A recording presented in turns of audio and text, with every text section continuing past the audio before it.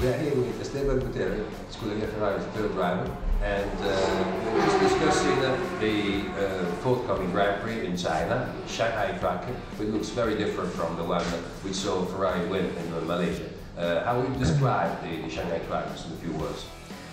It is very different. I think Shanghai, the main characteristic is that it has very long corners, especially corners like turn 1 and also the one before the long straight behind in the back straight. These two corners are very demanding for the front tires, and considering as well that the temperatures are not as high as Malaysia, that changes a lot into the way that the tires are working and also into the setup. I think it will probably be a little bit, I expect that it will be more challenging for us in Shanghai, because in the fact that the temperatures were very high in Malaysia gave us a certain advantage, because our car is degrading less the tires than the rest of the field, and in China hopefully we can still see that closed gap to the competition in front, and that we can make the best out from what we have at the moment and do a clean weekend with both cars.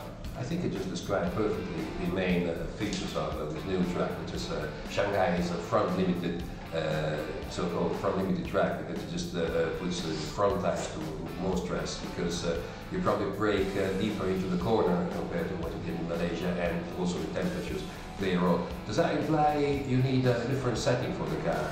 Yes, you do. I mean, normally you try to run a more rearwards mechanical balance, or more oversteery car than usual, considering that the front tires are the limiting factor, and also considering that to warm up the tires, depending on how the temperature is. I have not seen the weather forecast yet, but last year, for example, was pretty cool, and when you have a cool track and you put a lot of stress into the front tires, you normally get graining.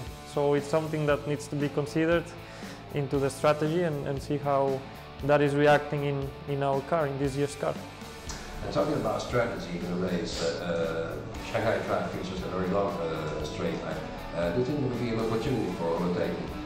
Definitely, Shanghai always gives you an opportunity for overtaking. At the same time, it is the longest straight, I think, in the calendar, if I remember well.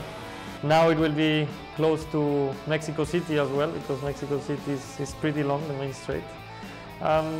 But it's really demanding also in braking. After this long straight, which you come up, I don't know, maybe 330 kilometers per hour,